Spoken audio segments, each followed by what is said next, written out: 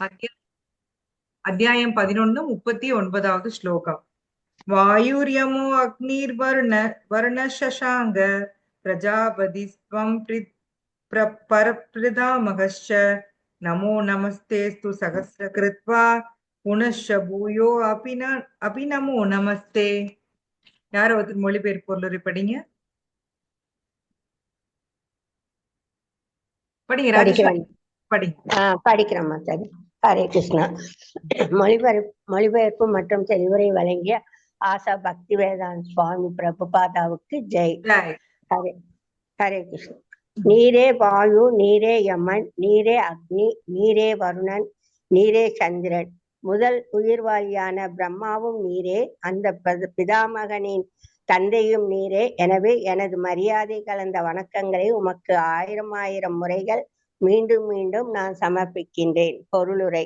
எங்கும் நிறைந்திருக்கும் காற்று எல்லா தேவர்களையும் விட மிகவும் முக்கியமான பிரதிநிதி என்பதால் இறைவன் இங்கு வாயு என்றழைக்கப்படுகிறார். மேலும் கிருஷ்ணரை அர்ஜுனன் பிதாமகனின் தந்தை என்றும் அழைக்கின்றார். ஏனெனில் அவரே பிரபஞ்சத்தின் முதல் உயிர்வாளியான பிரம்மாவின் தந்தையாவார். ஹரே கிருஷ்ணா. ஹரே கிருஷ்ணா. எஸ், நீரே வாயு, நீரே யமன், நீரே அக்னி, நீரே வருணன், எல்லாமே நீங்க தான். சந்திரன், பிரம்மா, பரப்பிதாமக நீங்க தான் அப்படின்னு சொல்றாரு. சோ என்னுடைய மரியாதை கலந்த வணக்கங்களை ஆயிரம் ஆயிரம் முறைகள் மீண்டும் மீண்டும் சமர்ப்பிக்கிறேன். சோ ஒரு பகவான் உண்மையிலே நீங்க யோசிச்சு பாருங்க. பகவான் இப்ப உங்க முன்னாடி நிக்கிறாரு, அவருடைய அந்த ஐஸ்வர்யங்கள்லாம் உங்களுக்கு புரியுது அப்படின்னா அர்ஜுனாக்கு வந்து இதே ஃபீலிங் நமக்கு வருமா இல்லையா சொல்லுங்க. திருப்பி திருப்பி நான் என்னுடைய நமஸ்காரங்களை வந்து, இல்லைங்களா? ஆமா மாதாஜி, கண்டிப்பா வரும். திருப்பி நான் உங்களுக்கு வந்து நமஸ்கரிக்கிறேன் அப்படின்னா, ஏன்னா மிகப்பெரியவர் கடவுள், அவருடைய எல்லா ஆப்லன்ஸும் நமக்கு தெரியுது, அவருதான் எல்லாமே அப்படின்னு புரியுறப்போ, அப்போ நமக்குள்ள வந்து அந்த ஒரு என்ன சொல்றது, ஒரு மரியாதை கலந்த ஒரு பயம் வரும். அப்ப பகவானை திரும்ப திரும்ப நம்ம வணங்கணும்னு நினைப்போம். அதான் வந்து அர்ஜுனா வந்து இங்க ரெப்ரசென்ட் பண்றாரு. சோ அடுத்த ஸ்லோகா போயிடலாம்.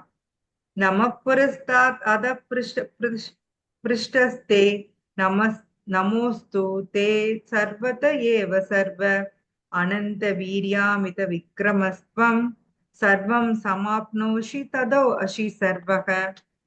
படிங்க. நானே வேற படிக்கிறேன். படிங்க. நீங்களே படிக்கட்டுமா மாதாஜி? சரி, விஷாலு படிக்கிட்டு இருங்க மாதாஜி. அடுத்து நீங்க. ஓகே.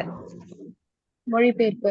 முன்னிருந்தும் பின்னிருந்தும் எல்லா திக்குகளிலிருந்தும் உமக்கு வணக்கங்கள். எல்லையற்ற சக்தியே, எல்லையற்ற வலிமையின் இறைவன் நீரே. தாங்கள் எங்கும் பரவி இருப்பதால் நீரே எல்லாம். பொருளுரை. தனது நண்பரான கிருஷ்ணரின் மீதான அன்பு பரவசத்தினால் அர்ஜுனன் அவருக்கு எல்லா திக்குகளிலிருந்தும் வணக்கம் செலுத்துகின்றான். எல்லா சக்திகள் மற்றும் வலிமைகளுக்கு எஜமானராகவும் போர்க்களத்தில் கூடியிருந்த எல்லா மாவீரர்களை விட உயர்ந்தவராகவும் கிருஷ்ணரை அவன் ஏற்றுக்கொள்கிறான். விஷ்ணு புராணத்தில் கூறப்பட்டுள்ளது 1.9.69. யோ அயம் தவா கதோ தேவ சமீபம் தேவதாக்கனக சத்வம் ஏவ ஜகத் சிரஷ்டா யதக சர்வ கதோ பவான். புருஷோத்தமரான முழுமுதற் கடவுளே, தங்களுக்கு முன் வருபவர் யாராக இருந்தாலும் தேவராக இருந்தாலும் அவர் தங்களால் படைக்கப்பட்டவரே. ஹரே கிருஷ்ணா. ஹரே கிருஷ்ணா. சோ அதேதான் திருப்பியும் நான் வந்து எல்லையற்ற சக்தியே, எல்லையற்ற வலிமையின் இறைவன் நீங்க தான். எல்லா இடத்திலும் பரவி இருக்கிறதுனால நீங்க தான் எல்லாமே. சோ அர்ஜுனாவுடைய கம்ப்ளீட் சரண்டர், இல்லைங்களா? நான் வந்து உங்களுக்கு எல்லா திசையிலிருந்து உங்களுக்கு வணக்கம் செலுத்துறேன், கம்ப்ளீட் சரண்டர் வந்து அவர் வந்து காமிக்கிறாரு. சோ நெக்ஸ்ட் ஸ்லோகா போயிடலாம்.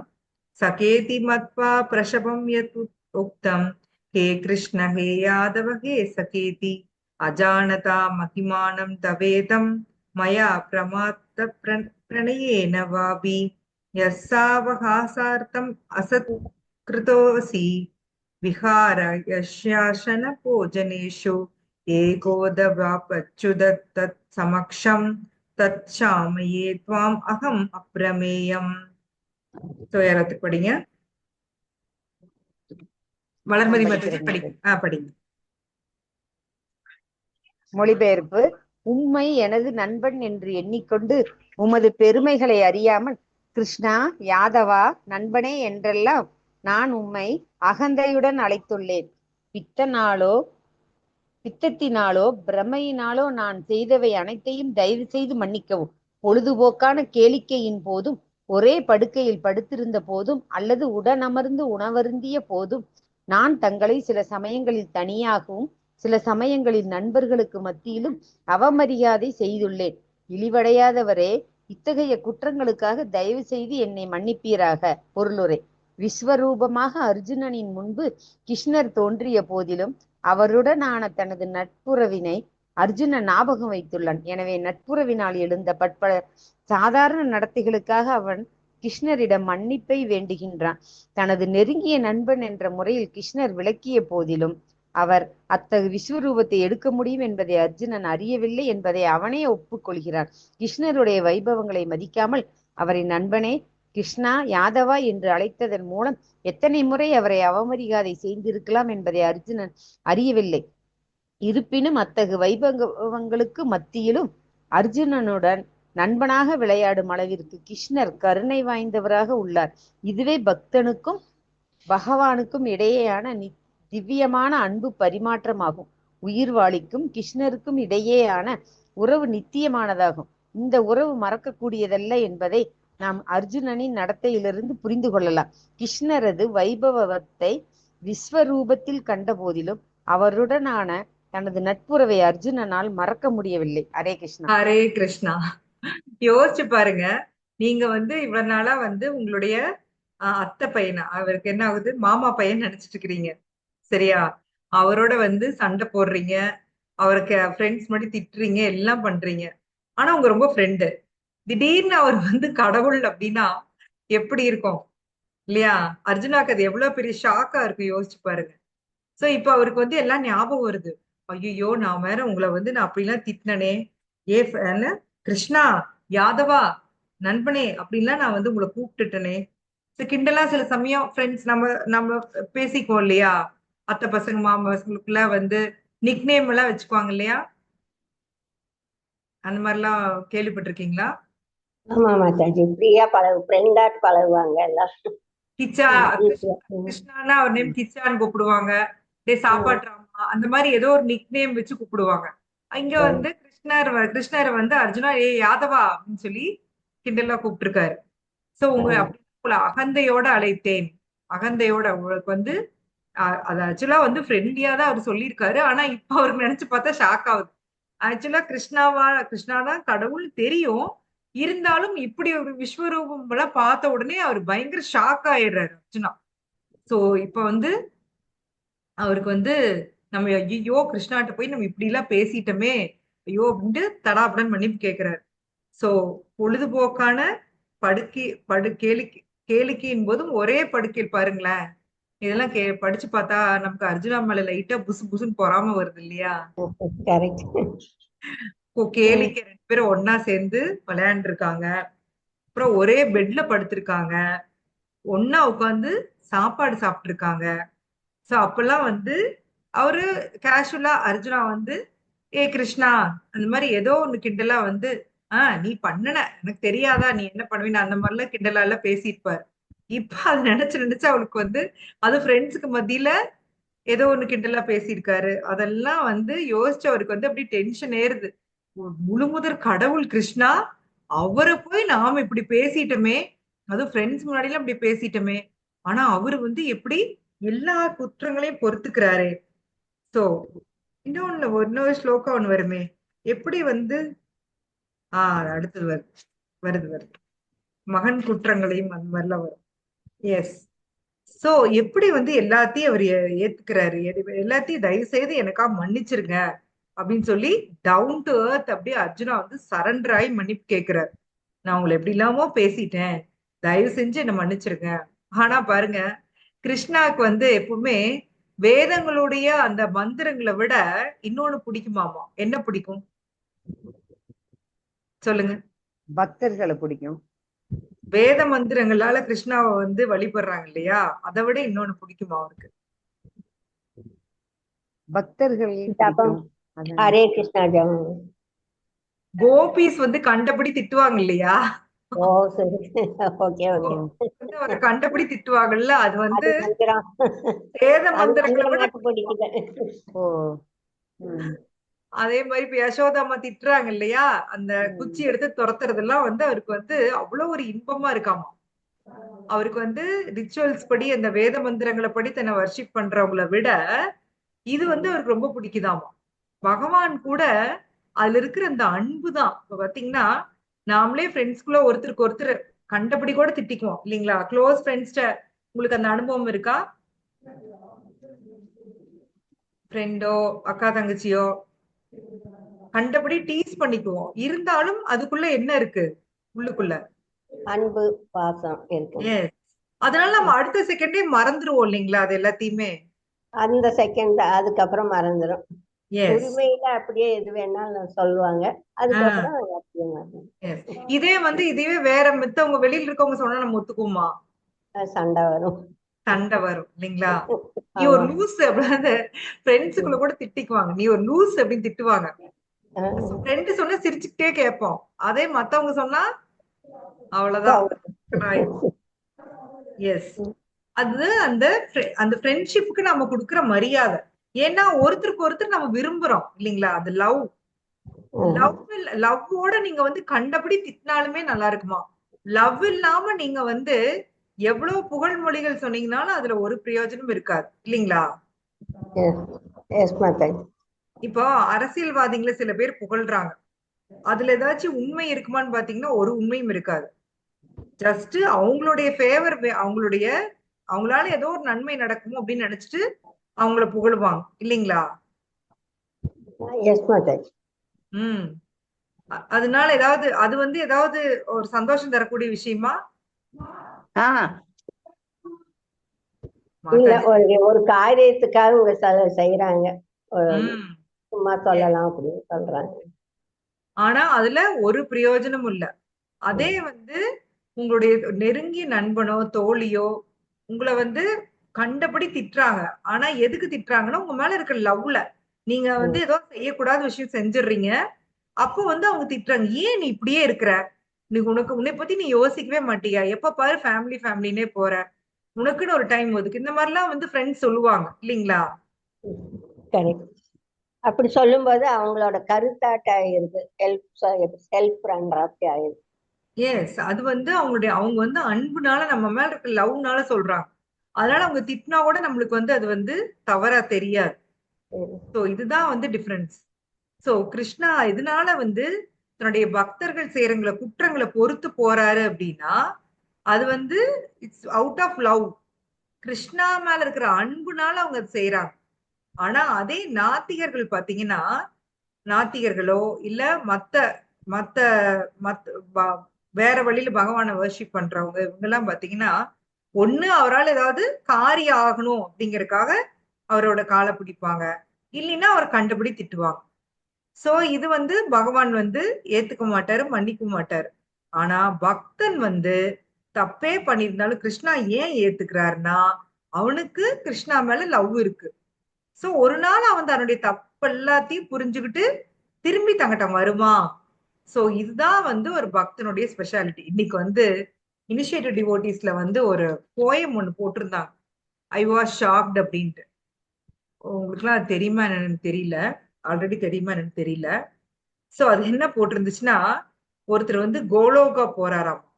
கோலோகா போய் அந்த கோலோக வாயில இறந்துடுறாரு. இறந்தப்புறம் கோலோகா போறாரு. அங்க போய் அந்த உள்ள போய் பார்த்தா அங்க வந்து யார் ஒருத்தர் கிருஷ்ணருடைய பணத்தை கையாடல் பண்ணாருன்னு இவரு திட்டிட்டு இருந்தாரோ, டெம்பிள் பிரசிடென்ட் அம்மா அவரு வந்து வேற ஏதோ டெம்பிள் பிரசிடென்ட் அவரு வந்து அங்க இருக்காராம், கிருஷ்ணாவோட அப்படியே ஜாலியா பேசிட்டு இருக்காராம். இன்னொருத்தவங்க பாத்தீங்கன்னா அவங்க நிறைய ஒரே நிமிஷம் இருங்க, அதை பாக்குறேன் சொல்றேன். நல்லா இருந்துச்சு.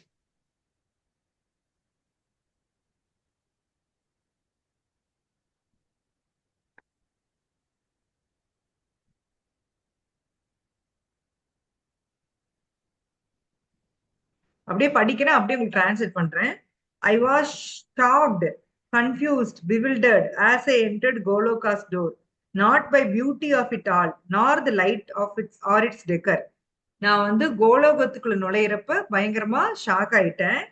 அது வந்து அந்த கோலோகத்தினுடைய அந்த பியூட்டிக்கு வந்து என்ன சொல்ற அழகுனால இல்ல, இல்ல அங்க வந்து நிறைய அப்படியே விதவிதமான லைட் எல்லாம் இருந்து அதனால இல்ல. ஆனா but it was the devotees in Goloka that I was amazed to see. I knew them all on the earth, but they had so little bhakti. அவங்கெல்லாம் வந்து டிவோட்டிஸ் அங்க நிறைய இருக்காங்க. அவங்கள பார்த்தா நான் வந்து ஆச்சரியப்பட்டேன். எனக்கு அவங்களெல்லாம் பூமியில இருக்கப்பவே தெரியும். ஆனா அவங்களுக்கு ரொம்ப பக்தி ரொம்ப கம்மியா இருந்தது அப்படின்னு சொல்றாரு. There stood my Sankirtana leader, the one who stole Krishna's money twice. Next to him was my old temple president, who was never ever nice. So சங்கீர்த்தன பார்ட்டியோட தலைவர் வந்து அங்க இருக்காராமா. அவர் 2 வாட்டி பகவானுடைய பணத்தை திருடி இருக்காராம். இன்னொருத்தர் வந்து பழைய கோயில் டெம்பிள் பிரசிடென்ட் ஆமா, கோயிலுடைய பிரசிடென்டா இருந்திருக்காரு. அவர் எப்பவுமே யார்ட்டையுமே ஒழுங்கா இருந்தது இல்லையா. சோ இன்னொருத்தர் பாக்குறாரா அடுத்தது, கிருஷ்ணதாசா who never preached, who seemed so insincere, was sitting ecstatically with Krishna, to whom he seemed so dear. இன்னொருத்தர் பேரு கிருஷ்ணதாசாவாம். அவர் இது வரைக்கும் ப்ரீச்சிங்கே அவரை வந்து போனதே கிடையாதாம், எதுக்குமே பிரச்சாரம் பண்ணவே போனது இல்லையா. ரொம்ப வந்து சின்சியாரிட்டியே இல்லாம இருப்பாராம், ஸ்ரத்தையே இல்லாம இருப்பாராம், நினைச்சா வர்றது நினைச்சா போறது அந்த மாதிரி இருப்பாராம். அவர் பகவான் கிருஷ்ணர்ட்ட அப்படியே எக்ஸைட் ஆகி உட்கார்ந்து இருக்காராம். அடுத்தது இதெல்லாம் பார்த்துட்டு இவர் வந்து I ask my guru what is going on of this, I don't know what to make, how would all these devotees end up here, did someone make a mistake. இப்ப குருட்ட இவர் கேக்குறாராம், என்ன நடக்குதுங்க, எனக்கு இதுல என்ன பண்றேன்னு எனக்கு புரியலையே, எப்படி இந்த எல்லா பக்தர்களும் இந்த இடத்துக்கு இங்க வந்தாங்க, ஏதாவது தப்பு நடந்துருச்சா அப்படின்னு கேக்குறாரு. அப்புறம் இன்னொன்னு கேக்குறாரு, and why everyone is so quiet, so somber, give me a clue. Quiet. அதுக்கு வந்து ஏன் எல்லாரும் இப்படி ரொம்ப அமைதியா இருக்காங்க, ஒரு மாதிரி இருக்கிறாங்க, என்ன என்ன நடக்குது, தயவு செய்து எனக்கு சொல்லுங்க அப்படின்னு அவரோட குருவை வந்து அவர் கேட்கிறாராம். அதுக்கு குரு சொல்றாராம், quite Prabhu, he said, they are all in shock, no one thought they would be seeing you. அது குரு சொல்றாராம், அமைதியா இருப்பா, அவங்க எல்லாரும் உன்னைய பார்த்து அதிர்ச்சியா இருக்கிறாங்க, ஏன்னா நீ எல்லாம் கோலோகா வருவின்னு அவங்க எதிர்பார்க்கவே இல்ல அப்படின்னு சொல்றாங்களாம். அதுக்கு வந்து கடைசியா சொல்றாங்க, judge not, remember just going to temple does not make you devotee any more than standing in your garage makes your car.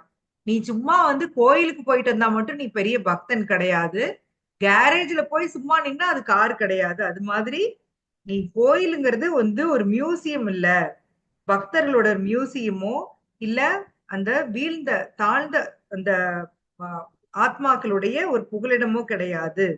Every saint has a past, every sinner has a future. இப்போ வந்து அவங்க வந்து பக்தனா இருக்கலாம், துறவியா இருக்கலாம், ஆனா அவங்களுக்கு ஒரு இறந்த காலம் இருக்கு. Every sinner has a future. இப்ப வந்து பாவியா தெரியறவனுக்கு வந்து வருங்காலத்துல வந்து அவன் நல்லவனா கூட மாறலாம் இல்லைங்களா, பக்தனா கூட மாறலாம். நீங்க மிருகாரி கதையெல்லாம் கேட்டிருப்பீங்க இல்லையா, மிருகாரி என்ன பண்ணிட்டு இருந்தாருங்க, மிருகங்களை எல்லாம் வேடனா இருந்தாரு, துடிக்க துடிக்க கொன்னுட்டு இருந்தாரு. கொள்ளுவார். அப்ப அவர் பாவியா இல்லையா, ஆமாங்க. ஆனா அவர் என்னவா மாறுறாரு, நாரதர் மாதிரி சொல்லி எறும்புகளை பக்தரா பக்தரா மாறுறாரு. சோ அவர் முன்னாடி இருந்ததை வச்சுட்டு மிருகாரி அவன் எனக்கு தெரியாதா, அவன் வந்து மிருகத்தையெல்லாம் கொண்டுட்டு இருந்தான், அவன் எப்படி பக்தன் ஆக முடியும், அந்த மாதிரி நம்ம சொல்ல முடியுமா, ஏன் முடியாது, ஏன்னா அவன் பக்தனா மாறிட்டான் மாட்டார். எஸ் எஸ், அதுதான் உண்மை. Every saint has a past, every sinner has a future. இப்ப பக்தனா இருக்கிறவங்களுக்கும் ஒரு இறந்த கால ஒரு இது இருக்கும், இப்ப வந்து பாவியா இருக்கணும், வருங்காலத்துல வந்து அவன் தூய பக்தன் ஆவான். அதனாலதான் வந்து யாரையுமே தவறா நினைக்க கூடாது. அதுதான் இந்த போயம்ல கொடுத்திருக்காங்க. உங்களுக்கு இந்த போயம் புரிஞ்சுதுங்களா? புரிஞ்சது. நாம யாரையெல்லாம் வந்து இவங்களுக்கு எங்க பக்தி வரும், இவங்களுக்கு என்ன தெரியும், நான் எவ்வளவு கிளாஸ் கேட்டிருக்கேன், எனக்கு பகவத்கீதை எனக்கு தலகீழா தெரியும், பாகவதம் எனக்கு வந்து ஃபுல்லா தெரியும் இப்படிலாம் நினைக்கலாம். ஆனா அது வந்து ஒரு மேட்டரே கிடையாது சரிங்களா. பகவானோட கருணை இருந்தா அவங்க உங்களுக்கு முன்னாடி பகவான்கிட்ட போயிருவாங்க இல்லையா? Yes, Mataji. ஒத்துக்கிறீங்களா? Yes, ஆமா, Mataji. Mataji. எஸ். பகவானுடைய காரணமற்ற கருணை இருந்துச்சுன்னா ஒரு மூடன் கூட ஒரு முடவன் கூட என்ன பண்ண முடியும்? மலையேற முடியும். சரிங்களா? மோகம் கரோதி வாசாலம் ஃபர்ஸ்ட் ஒரு ஸ்லோகா சொல்லுவாங்க. சோ நம்ம உன்னால வந்து பேசவே முடியாதவங்க கூட பாட முடியுமா? காலே இல்லாதவங்க கூட மலையேற முடியுமா? பகவானோட கருணை இருந்தா, குருவுடைய கருணை இருந்தா. அதனால நாம யாருமே நம்மள வந்து சூப்பர் டிவோட்டி அப்படின்னு நம்ம நினைச்ச கூடாது. நான்லாம் தினம் ஜபம் பண்றேங்க, நான் பக்தி சாஸ்திரி பண்ணிட்டேன், வைபவ் பண்ணிட்டேன், எனக்கு எல்லா ஸ்லோகாவும் தெரியும், பகவத்கீதையில நிறைய ஸ்லோகா எனக்கு தெரியும், நீங்க இப்ப நீ விடுங்க, நான் அருமையா கிளாஸ் எடுப்பேன். என்னை என்ன நினைச்சீங்க? நான் என்ன சாதாரண ஆளா? இந்த மாதிரி நாம் நினைச்சோம்னா நம்மளை விட முட்டாள் யாருமே கிடையாது. சரிங்களா? ஏன்னா நம்மளுக்கு உண்மையிலேயே ஒண்ணுமே தெரியாது. சத்பஜா பிரபு அடிக்கடி சொல்லுவார், உங்களுக்கு ஒண்ணுமே தெரியாதுன்னு தெரிஞ்சுக்கிறதுக்கு தான் நீங்க பகவத்கீதை படிக்கிறீங்க அப்படிம்பாரு. எனக்கு எதுவுமே தெரியாதுன்னு புரிஞ்சுக்கிறதுக்கு தான் நான் இது எல்லாமே பண்றேன். உண்மையிலேயே பகவானை பத்தின விஷயங்கள் வந்து ஒரு கடல். பாத்தீங்கன்னா பக்தி சாஸ்திரி போர்ஷன் பக்தி ரசாம்ப சிந்து இருக்கு இல்லைங்களா, அது வந்து பக்தி சாஸ்திரி போர்ஷன் வந்து ஒரு 13 சாப்டர் தான் இல்லையா வளர்மதி மாதாஜி? 18 சாப்டர் வந்ததுங்க. 18. ஆனா அது மட்டும்தான் இருக்கா? இல்ல, இன்னும் 47 சாப்டர் இருந்தது. ஆனா நாங்க 18 மட்டும் தான் படிச்சு எக்ஸாம் எழுதணும். எக்ஸாம் எழுதிட்டீங்க. அப்ப பக்தி ரசாம்ப சிந்து உங்களுக்கு தெரிஞ்சிருச்சு அப்படிதானே? இல்லைங்க மாதாஜி, படிச்சா அப்பத்திக்கு பரிச்சை எழுதணும். ஆக்சுவலி அது வந்து ஃபுல் புக்குன்னு தான் போர்ஷனு, ஃபுல் புக்குமே போர்ஷனா. அதுக்கப்புறம் ஒருத்தருக்கும் ஒண்ணும் புரியாதுன்னு சொல்லி இவங்க கட் ஷார்ட் பண்ணிட்டாங்க. சரிங்களா? அது பாத்தீங்கன்னா கேட்டீங்கன்னா உங்களுக்கு படிச்சீங்கன்னா தலையெல்லாம் சுத்திரும். சாத்விக பாவா, அனுபாவா, அது இதுன்னு நிறைய இருக்கு அதுல. தலையே கிருகிருன்னு சுத்திரும். சோ பகவான பத்தின விஷயங்களும் பாத்தீங்கன்னா அன்லிமிட்டெட். எனக்கு எல்லாமே தெரியும்னு யாருமே சொல்ல முடியாது. பிரம்மா கூட சொல்ல முடியாதாமாங்க. அப்புறம் நாம எங்க போறது சொல்லுங்க? பிரம்மா வந்து அவருக்குதான் 4 வேதங்களையும் பகவான் கத்து கொடுத்தாரு. அந்த பிரம்மா கூட எனக்கு எல்லாமே தெரியும்னு சொல்லவே முடியாது. சுகதேவ கோஸ்வாமி என்ன சொல்றாரு? சுகதேவ கோஸ்வாமி யாரு சொல்லுங்க? யார்? பரீட்சித்துக்கு பாகவதம் சொன்னவர் தானே மாதாஜி? ஸ்ரீமத் பாகவதம் சொன்னவர் இல்லையா? கரெக்ட். அவர் யாரோட பையன்? வியாசர். வியாசதேவர். அவர் வந்து பிறவிலேயே ஞானம் இல்லையா? 16 வயசு பையனா வெளியே வராரு, பிறவிலேயே ஞானி அவரு. அவரு சொல்றாரு எனக்கு பகவானை பத்தி ஒரு 20% தான் தெரியும் அப்படின்னு சொல்றாரு. அப்ப நமக்கெல்லாம் எத்தனை % போடுறது? ஜீரோ. 0% இல்லைங்களா? எனக்கெல்லாம் ஒண்ணுமே தெரியாது. பகவான் சொல்றாரு இல்லைங்க மாதாஜி, பிரம்மாவுக்கோ சிவனுக்கோ கூட என்னோட வைபவங்கள் எல்லாம் தெரியாதுன்னு சொல்றாரு. 10th சாப்டர்ல சொல்லுவாரு, யாருக்குமே என்னை பத்தி தெரியாது அர்ஜுனா. அகம் ஆதிர்ஹி தேவானாம், நான் தேவர்களுக்கெல்லாம் மூத்தவன் நானு, ஒருத்தருக்கு என்னை பத்தி தெரியாது அப்படின்னு சொல்லுவாரு. சோ பகவான் வந்து அன்லிமிட்டெட். ஏன் அவரை பத்தி தெரிஞ்சுக்க முடியாதுன்னா அவரு அன்லிமிட்டெட். நீங்க வந்து ஒரு பெரிய மலை இருக்குன்னு வச்சுக்கோங்க, உங்க கண்ணு முன்னாடி கஷ்டப்பட்டு ஏறுறீங்க. ஏறிட்டு பாத்தீங்கன்னா நீங்க ஏறி இருக்கிறது ஒரு 5% தான். இன்னும் வந்து எவ்வளவு % பாக்கி இருக்கு? 95%. 95%. அதுவே அந்த மலை இன்னும் எக்ஸ்டெண்ட் ஆகிட்டே போயிட்டே இருந்துச்சுன்னா, நீங்க ஏற ஏற அந்த மலை வந்து பெருசாயிட்டே போச்சுன்னா என்ன ஆகும்? ஒண்ணும் பண்ண முடியாது இல்லைங்களா? நாம என்னமோ பார்த்தா அப்படியே ஏறிட்டே இருக்க மாதிரி இருக்கும். ஆனா பாத்தீங்கன்னா நம்ம இருந்த இடத்துலயே இருப்போம் இல்லைங்களா? அது மாதிரிதான் பகவான் பத்தின விஷயங்கள் வந்து அன்லிமிட்டெட். இன்னைக்கு உங்க டேக் ஹோம் மெசேஜ் இதுதான். சோ பகவான் அன்லிமிட்டெட், பகவானை பத்தின விஷயங்கள் அன்லிமிட்டெட்.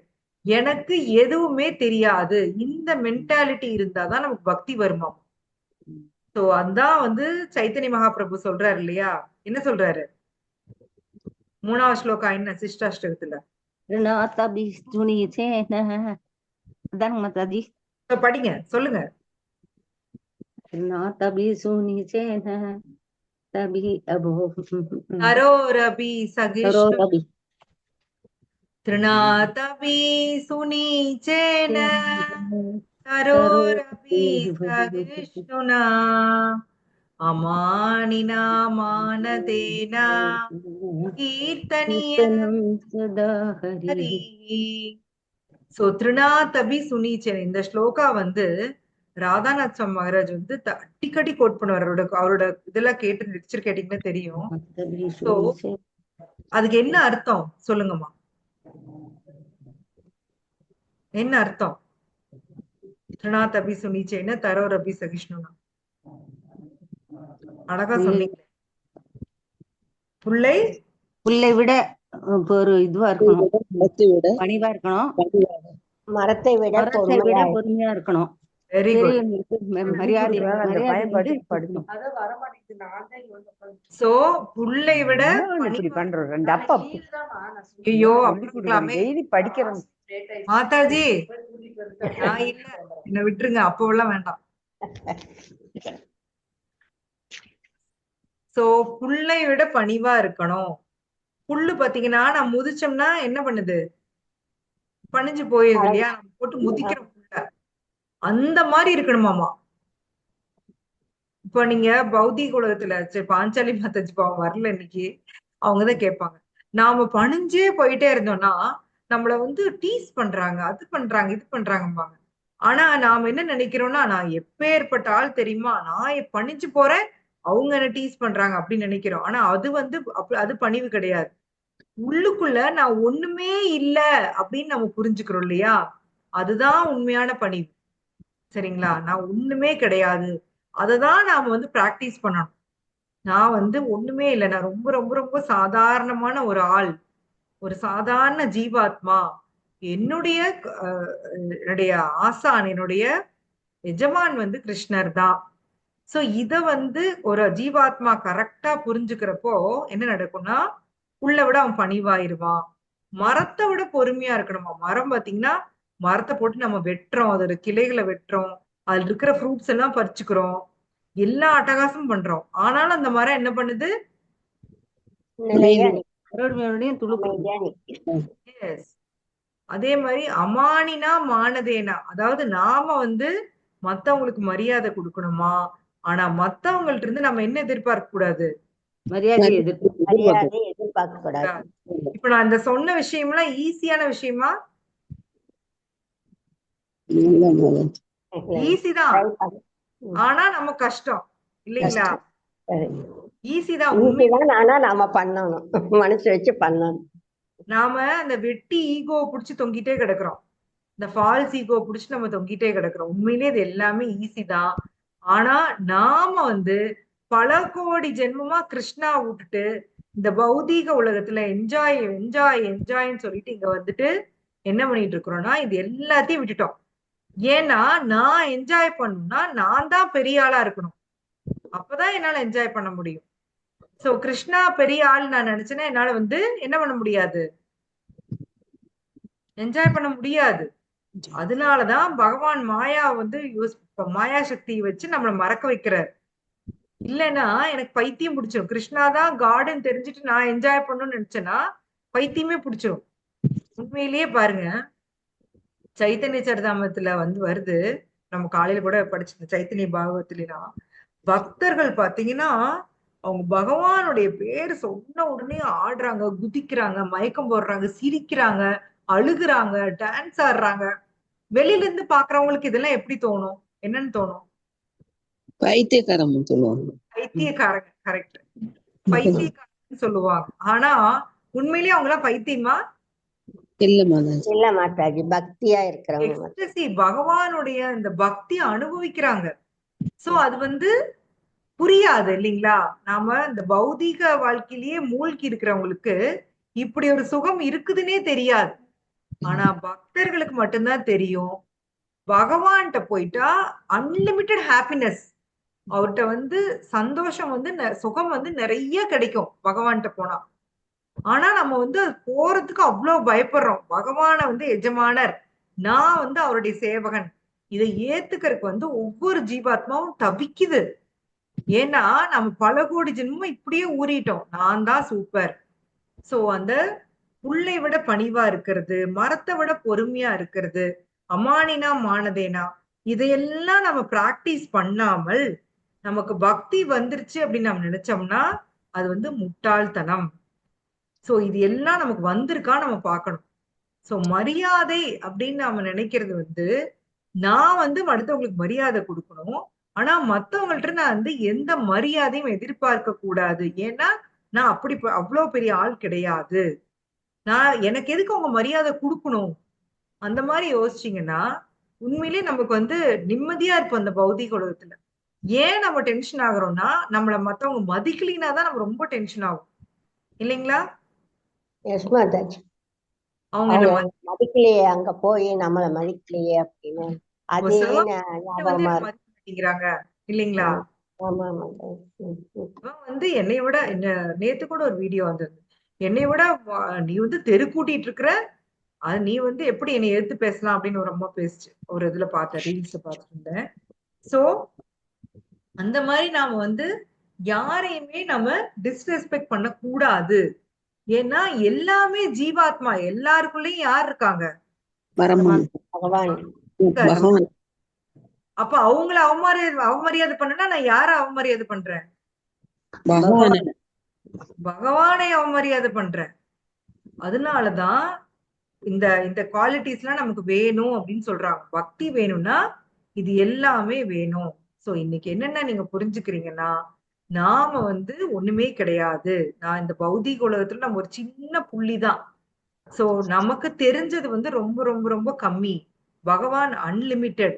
அவர் வந்து அளவே இல்லாதவர். சோ பக்தியில நான் முன்னேறணும்னா எனக்கு இந்த குணங்கள் எல்லாம் வேணும். புல்லை விட பணிவா இருக்கணும், மரத்தை விட பொறுமையா இருக்கணும், மத்தவங்களுக்கு மரியாதை கொடுக்க தெரிஞ்சிருக்கணும். சோ பகவானுடைய பக்தன் அப்படின்னு இருக்கிறவங்க இப்படிதான் இருப்பாங்க. அர்ஜுனா இன்னைக்கு இதெல்லாம் தான் வந்து வெளிப்படுத்துறாரு. சோ தான் உங்ககிட்ட சாதாரணமா நடந்துகிட்டேன், நீ மன்னிச்சிருங்க பகவானே, உங்களை யாதவா கிருஷ்ணாலாம் நான் சொல்லியிருக்கேன். சோ இந்த மாதிரிலாம் நான் வந்து தெரியாம நான் சொல்லிட்டேன் அப்படின்னு சொல்லி ஆக்சுவலி அர்ஜுனா வந்து எந்த விதமான கெட்ட நோக்கத்திலயும் அவர் சொல்லல. ஒரு நண்பனா வந்து அவர் சொன்னாரு. இருந்தாலும் அதுக்கே பகவான்கிட்ட மன்னிப்பு கேட்கிறாரு. சோ பகவான் எவ்வளவு பெரியவர் அப்படிங்கறத நம்ம புரிஞ்சுக்கணும். ஆனாலும் அவர் நம்முடைய குற்றங்களை பொறுத்து பொறுத்து தான் போயிட்டு இருக்காரு. நம்ம பல தவறுகள், பல கோடி ஜென்மமா பல தவறுகள் செஞ்சுட்டே இருக்கோம். ஆனா பகவான் அத்தனையும் பொறுத்துக்கிட்டு நமக்கு கருணை மட்டுமே அள்ளி கொடுக்கிறார். மகாபிரபு சைத்தன்ய மகாபிரபுவ வந்து அவர் கருணை வந்து நம்மள மாதிரி எந்த வித தகுதியும் இல்லாத ஜீவாத்மா கொடுத்துட்டு போயிருக்காரு. நமக்குள்ள சத்தியமா எந்த தகுதியுமே கிடையாது இந்த பக்தி கிடைக்கிறதுக்கு. ஆனா பகவான் இதை நமக்கு வந்து அள்ளி அள்ளி கொடுத்துட்டு போயிருக்காரு. சோ இத வந்து நம்ம புரிஞ்சுக்கணும். சோ பக்தி பண்ணணும், பகவான் கிட்ட பக்தி பண்ணணும். அது மட்டும்தான் என்னுடைய வாழ்க்கையின் ஒரே குறிக்கோள், ஒரே கோல். இவ்வளவுதான், வேற எதுவுமே கிடையாது. மத்தபடி நான் வாழ்க்கையில என்ன கோல் வச்சிருந்தாலும் அது எல்லாமே வேஸ்ட். அது நான் இந்த உடலை விட்டு போறப்போ எல்லாமே போயிரும். ஆனா பக்தி மட்டும்தான் எப்பவுமே இருக்கும். ஏன்னா நமக்கும் பகவானுக்குமான உறவு வந்து இன்னைக்கு நேத்தான உறவு இல்ல, நிரந்தரமான உறவு. நிரந்தர தந்தை அவர்தான். நம்ம நிரந்தரமா அவருடைய சேவகன். சோ இத புரிஞ்சுக்கிட்டோம்னா நம்ம எல்லாருமே ஹாப்பியா இருக்கலாம். ஓம் தத்சத். ஹரே கிருஷ்ணா. யாருக்காச்சும் ஏதாவது டவுட் இருக்கா?